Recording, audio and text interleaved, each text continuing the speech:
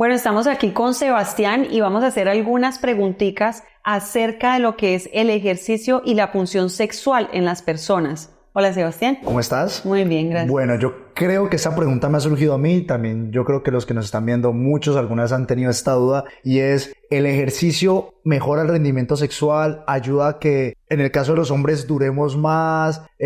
No sé, ¿nos ayuda a tener mejores erecciones o no tiene que ver absolutamente nada con esto? Claro que tiene que ver. Acordémonos que el pene es una estructura que está llena de cuerpos cavernosos, que donde hay circulación sangre y oxigenación, pues va a haber erección. Entonces, si una persona por lo menos hace actividad aeróbica, se está aumentando la resistencia cardíaca, ¿no? Entonces, por consecuencia, resiste, pues obviamente el acto sexual y además de todo puede mantenerse muy bien y no va a tener ningún efecto negativo con respecto a la eyaculación. Ahora, el levantamiento de pesas, que es distinto al entrenamiento cardioaeróbico, nos va a aumentar los niveles de testosterona hasta un 40%, solamente levantando pesas 2 veces a la semana, nos levanta ya el 40% de esa testosterona. Eso es muy bueno. Personas que tienen un alto índice de masa grasa abdominal e intravisceral, esas personas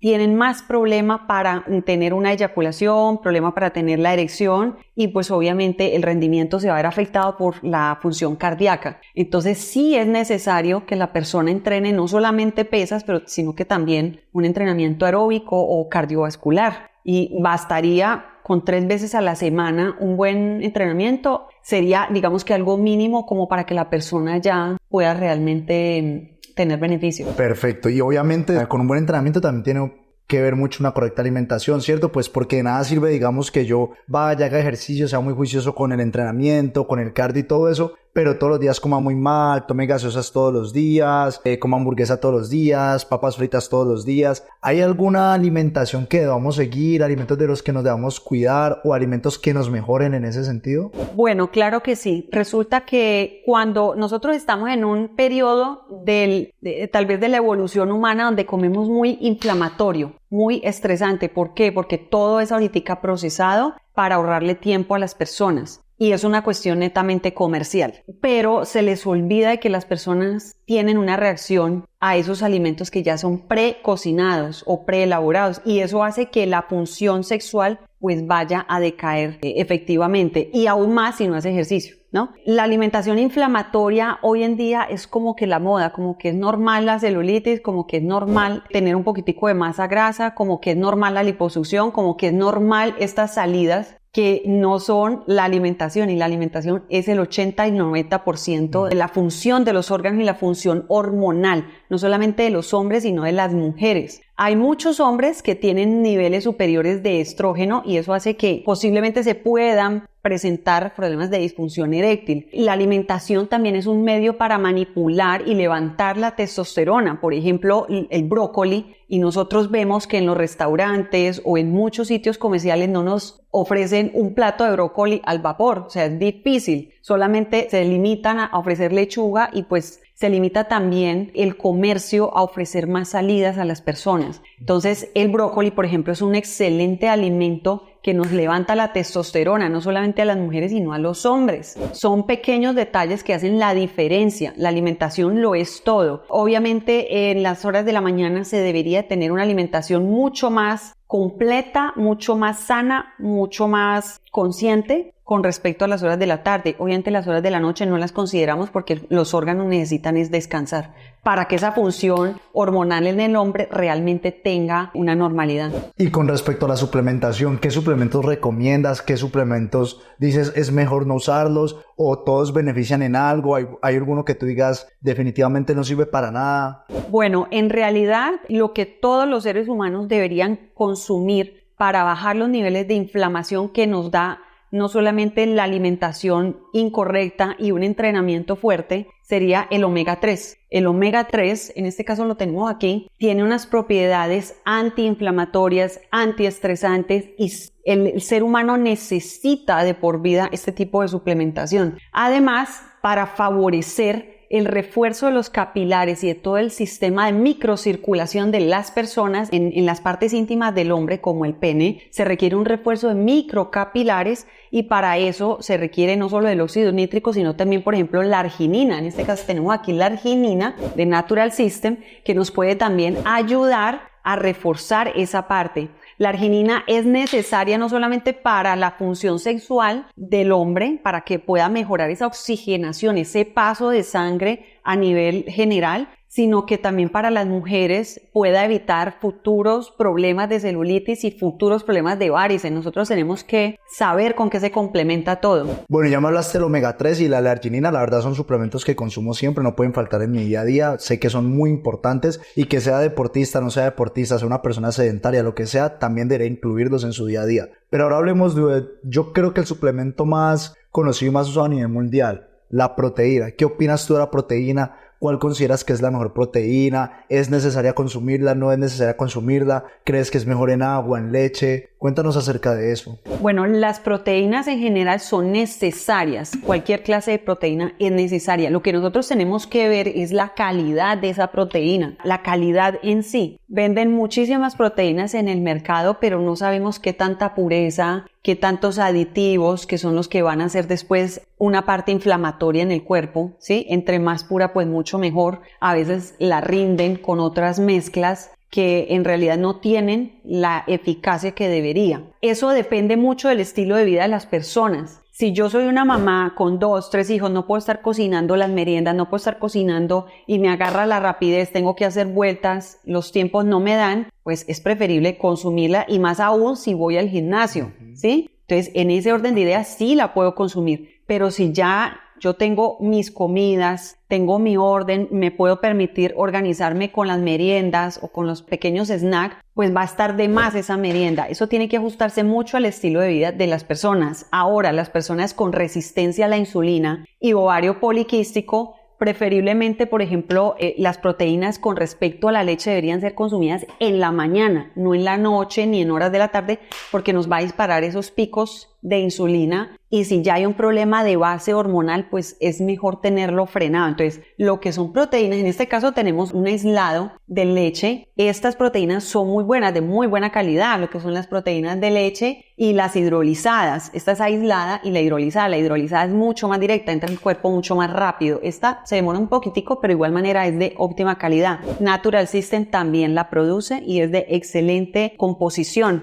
Ahora, ¿qué pasa? Que muchas personas me preguntarían por qué es importante las proteínas. Pues eso es lo que le da firmeza al cuerpo, es como los ladrillos de una casa, por decirlo así, es el ladrillo del cuerpo, lo que nos va a permitir darle un tono muscular después del estímulo con el ejercicio, pero a nivel sexual es necesario porque es lo que también ayuda a que las presiones al interior de las células funcionen bien y para que haya una erección y para que el hombre tenga una buena función sexual, pues necesita de esas presiones al interior de las células. Eso va a generar un equilibrio entre lo intracelular y lo extracelular. Pues puede sonar algo técnico, pero nosotros dentro de nuestro cuerpo tenemos 2 compartimientos. Hagan de cuenta que es como el huevo frito, ¿no? Si el huevito se rompe, sale todo lo que está en el núcleo y ahí es donde se generan los desbalances, incluso hormonales. Entonces, esto con respecto a las proteínas. Y obviamente, si nosotros encontráramos en el mercado aminoácidos esenciales, no ramificados, sino esenciales en general, sería muchísimo mejor. Perfecto. Entonces, ¿te queda clara más? Sí, me queda perfectamente claro. Yo creo que son dudas que todos teníamos acerca del deporte y la parte sexual y hay gente que ignora mucho esto, pero sí tiene que ver mucho una cosa con la otra. Entonces ya sabemos que una buena alimentación, una buena suplementación y un buen método de entreno hace que podamos rendir en todos los aspectos de nuestro día a día. Y una cosa que quiero aquí afirmar, el overtraining, el sobreentrenamiento causa la misma disfunción, ¿sí sabías? Una persona que entrene demasiado, más de lo que debería, está generando cortisol en el cuerpo, le sube el cortisol. Si sube el cortisol, se baja la testosterona. ¿Y la testosterona qué es lo que nos hace? ¿Qué dijimos? Nos ayudaba, mejor dicho, a una erección sexual. Entonces, todo. Ni muy, ni tan. El ejercicio es como la medicina. Se requiere poca, la justa y la necesaria. Bueno, Sebastián, yo quiero preguntarte si tú consideras que el entrenamiento debe ser doloroso para que sea efectivo. No, mira, yo creo que el dolor no es un sinónimo de resultados buenos o un sinónimo de que estamos trabajando el músculo. Obviamente, como en todo, van a entrenamientos donde uno siente una molestia, donde uno le duele un poquito más el músculo que otro día, pero si siempre entrenamos buscando el dolor y llevar el músculo a la máxima fatiga, eso para mí no es una buena señal, ni no quiere decir tampoco que sea un buen entrenamiento. Para nada, porque he visto que es uno de los pensamientos más comunes. Si no te duele, no está funcionando y nada más alejado de la realidad. Me gustaría, digamos, tú desde una parte más técnica explicaras por qué. Primero que todo, el ejercicio, entre más rayo de movimiento tenga, más amplitud o más concentración en el ejercicio. Por ejemplo, nosotros en italiano le decimos la excéntrica, no sé cómo se le dice. La excéntrica. Excéntrica. Sí. Entre más excéntrica haya, tienen que aumentar los tiempos de recuperación, ¿sí? Y eso se llaman los dolores musculares, pues normales del ejercicio. Pero hay personas que piensan que uno tiene que sufrir y tiene que pasar torturas en el gimnasio para que realmente sea efectivo. Y eso también es lejano de la realidad. Eso no es lo correcto. Además de todo, porque tenemos que tener un correcto manejo del cortisol. El cortisol, si está siempre disparado por entrenamientos y dele que dele, no va a haber resultados. Otro error muy grande que yo en los gimnasios es que la gente no descansa lo necesario. La gente, incluso hay instructores que dicen que no, entre menos descanso es mucho mejor. Descanse 15, 20, 30 segundos por serie. Y yo, o sea, definitivamente si uno quiere recuperar, si tiene un entrenamiento óptimo, también tiene que darle un descanso óptimo al músculo. Y yo digo, 30 segundos de descanso no sirve para absolutamente nada. Exactamente. El protocolo europeo profesional lo que dice es que hay dos tipos de personas. El responder es ese tipo de personas que con un entrenamiento por un programa va a responder muy bien su cuerpo, y la mayor parte de personas que se clasifican dentro de personas no responder necesitan un poco más de recuperación. Ahora, una persona para que llegue a resultados tiene que atravesar un proceso. Al inicio, después adaptación, después preparar ese cuerpo con la resistencia, que son más repeticiones, ¿sí? Y ahí necesitan más recuperación, ¿sí? Después hay que prepararla para la fuerza antes de prepararla para la hipertrofia. Entonces tienen que meter pesos y necesita más recuperación, ¿sí? Se habla de 60 a 90 segundos. Hay personas que hay que dejarlas hasta los 2 minutos que recuperen, porque son personas que no responden, no les crece el músculo. Entonces, y dependiendo también del tipo de ejercicios que hay, si son, digamos que pesos ligeros, más repeticiones, pero mucha excéntrica, hay que dejarlos recuperar más. Entonces, eso de que no recuperen no es cierto del todo. Eso no aplica para todo el mundo. Cada persona es diferente, pero entre menos responda una persona al ejercicio, hay que darle el tiempo a que el ejercicio, la técnica, el movimiento le haga efecto al músculo. Y por último, cuando hay un trabajo de hipertrofia es porque ya hemos pasado todo el proceso anterior que mencioné de adaptación, de resistencia, de fuerza y después hipertrofia. ¿Sí? La hipertrofia va de las 8 a las 12 repeticiones. La fuerza trabaja entre las 6 y las 8, pero es necesaria sobre todo para esas personas que no responden. No podemos meter de una vez hipertrofia a una persona que no responda. Del minuto a los 90 segundos está bien hasta la fuerza, pero cuando ya estamos haciendo hipertrofia, o sea, crecimiento de masa muscular, que hemos atravesado todo el proceso, entonces ahí se puede reducir a 50 segundos de recuperación, pero no menos de 50, máximo 45. Pero eso que una vez seguidito de otro, y menos si una persona es novata y ha entrado y lleva un mesecito, eso es tortura. Eso no es entrenamiento, es tortura. Entonces, las personas tienen que tener un ciclo de un mesecito de adaptamiento, 2 mesecitos de resistencia, un mesecito de fuerza y un mesecito de hipertrofia, y ya después se lima y se va viendo. Ese es el protocolo, digamos que europeo, por lo menos el italiano, y confío plenamente en los conocimientos italianos porque somos una nación con los estrategas mundiales de la historia. La gimnasia pasiva y la electroestimulación. Estaba hablando con un doctor esos días de eso y él decía que eso era para recuperación o algo, pero no. Ya lo dijiste todo, eso es para eso. Exacto, y que lo están usando ya de formas, incluso lo están vendiendo como un gimnasio milagroso a la gente y es que está muy mal. Es mal porque hay una estimulación nerviosa, es un comando que le estás dando a nervios que no pertenecen a tu cerebro, ¿sí? Entonces, estás contrayendo y relajando muchas veces en un minuto sin que eso sea comandado o mandado por el cerebro. Y eso hace que el cuerpo pierda su propio mecanismo natural de mandar un impulso. Si yo hago esto es porque yo misma lo estoy decidiendo, pero cuando le mandas esas señales, claro,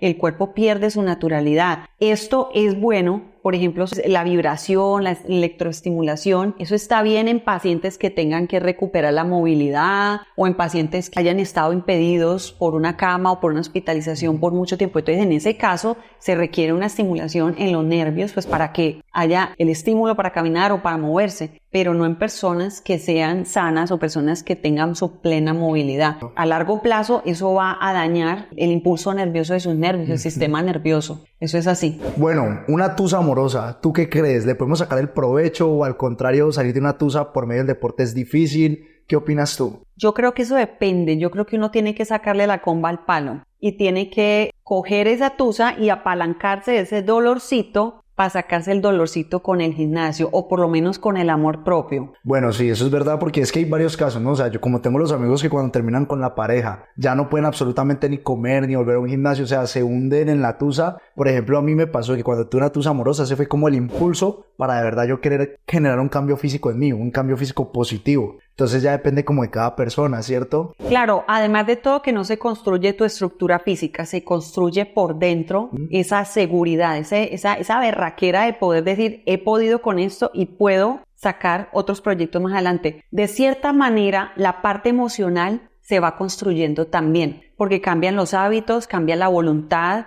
cambian las decisiones. Entonces, el ejercicio no es solo una cuestión estética, es una cuestión también de inteligencia emocional. Te pones a chillar por el que ya dejaste y sigues de víctima, o te apalancas de eso y seguís para reconstruir tu vida y reconstruir tu aspecto físico, que no es cuestión de vanidad, es cuestión de autocuidado. Sí. Entonces, yo sí creo en el poder del ejercicio que nos construye a nivel emocional, y eso es lo que muchas personas no han entendido y piensan que el ejercicio es solamente por verse bien. Exacto, por verse bien, pero en realidad te va a limar muchísimo ese poder de decisión, ese empoderamiento, como comúnmente lo están llamando. Y las que se empoderan muchas veces se ponen a competir con el género opuesto, y pues eso también es equivocado. No se trata de competir con el hombre, se trata de sacar ese machito interior y usarlo muy delicadamente. Incluso si ustedes van a un psicólogo, terapias por depresión, ansiedad o algunas de estas cosas, siempre los mandan a hacer deporte. Lo primero que les preguntan, una buena alternativa que les dan es hagan deporte. Exacto,